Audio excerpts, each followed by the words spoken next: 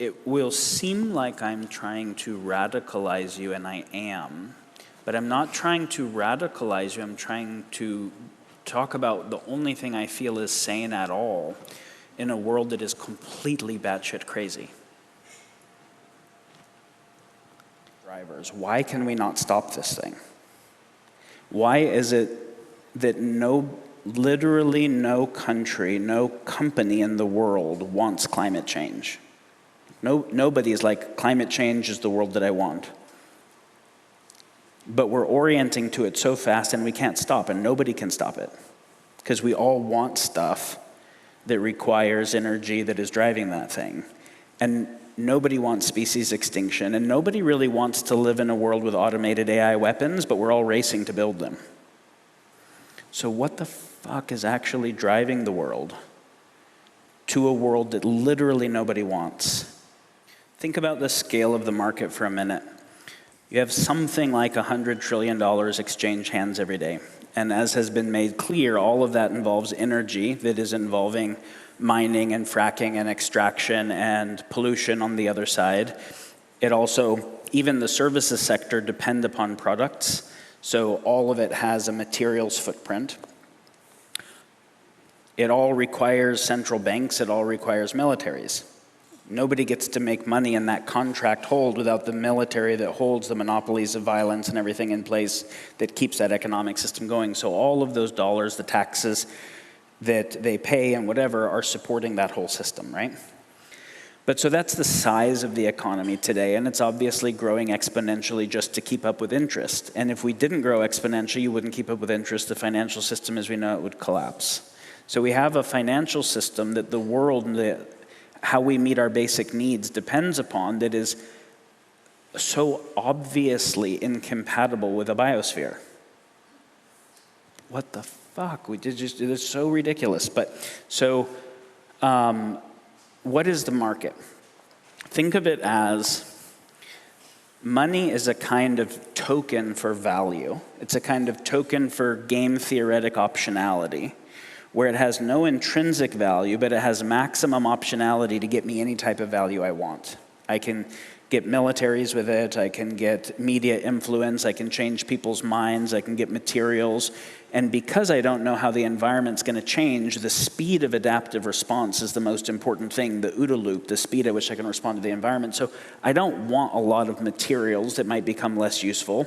I want a lot of optionality to have whatever I want, right? And so if you think of money as a proxy for value, but only value that is measurable, extractable, and exchangeable.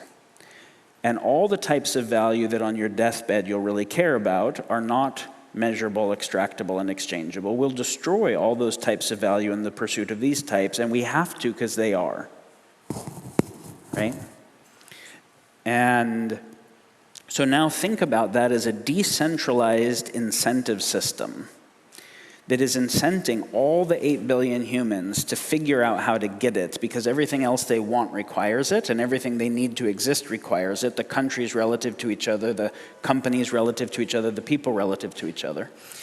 And so it incents them to innovate, and it incents them to act on existing innovation. So search algorithms and optimization algorithms, right? And so you can think of the global market as something like an AI, an intelligent system that is running parallel process on human compute, on human beings. And you know how radically powerful parallel process in the cloud is. Being able to run a lot of parallel process on computers did a lot more than centralized supercomputers could do. So this is running parallel process on 8 billion human beings and the clusters of corporations and countries and whatever to incentivize them all to search new ways to make money and to optimize on existing ways. And whoever gets good at that system gets more power in it, and in turn lobbies and changes laws and changes cultural values through the media they create and whatever that makes the system better for them. And anyone that opposes that system is also opposing those who are doing well at it, so that there is agency to suppress that. So you can think of the global market as a misaligned superintelligence that is already misaligned with planetary well-being and humans, that is running on all the humans while also running all the humans, that also uses all the compute and all the other technology, and that is building all of the narrow AIs in its own service. You can call it the superorganism, you can call it the mega machine. And that thing has to die. That thing has to die, or the biosphere will die. But it's not actually animate. It is running on and made up of human action. And so thinking about what would it take to, and it has to die and or be converted to something that it is not.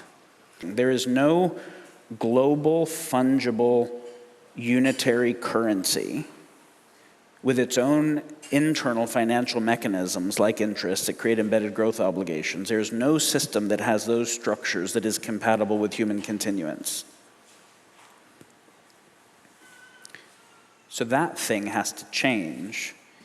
And for people in here to have a future where you don't live in cognitive dissonance, if you get that, then you can't operate within that thing anymore. You have to say, fuck, how do I change that thing? I can't operate within it. Because I can't be complicit with an omnicidal thing.